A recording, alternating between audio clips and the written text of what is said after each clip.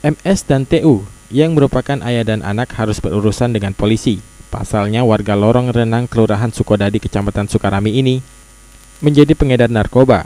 Kedua tersangka ini ditangkap anggota Direktorat Narkoba Polda Sumsel dengan barang bukti sabu seberat 21,85 gram dan inek sebanyak 30 butir. Penangkapan terhadap MK dan TU dilakukan polisi di tempat tinggal mereka.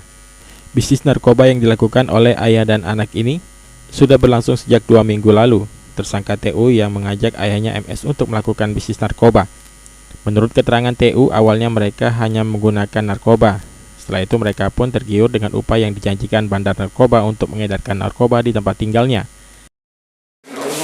Hah? Kakak yang ngajak bapak ya? Kenapa kak bisa ngajak bapak tuh? Hah? Awalnya oh? Terus? Bapak berjualan juga? Yang ngedar ke siapa? Hah? Disuruh siapa? Berapa kakak diupah? Selain MS dan TU, polisi juga berhasil mengamankan seorang tersangka lainnya berinisial RW. Tersangka RW masih keponakan tersangka MS.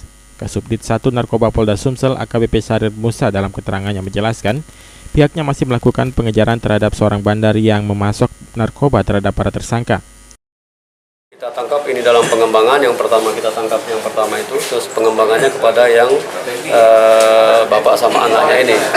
Hingga dari situ kita kembangkan lagi, sudah tahu kita namanya, namun ini yang masih didalami untuk 1 hari 2 hari. Ya. Itu bapak sama anak itu sebagai pengedar atau gimana pak? Sementara dia memang yang memberikan barang itu kepada kita, jadi dia memesan kepada seseorang antar kepada dia. Di sini nggak bisa kita ungkap, tapi dialah yang selama ini sudah berhubungan kepada yang punya barang itu. Selanjutnya oleh polisi, para tersangka dijerat pasal Undang-Undang Narkotika Nomor 35 Tahun 2009. Mereka pun harus meringkuk di tahanan Polda Sumsel. Firman Hidayat, PAL TV.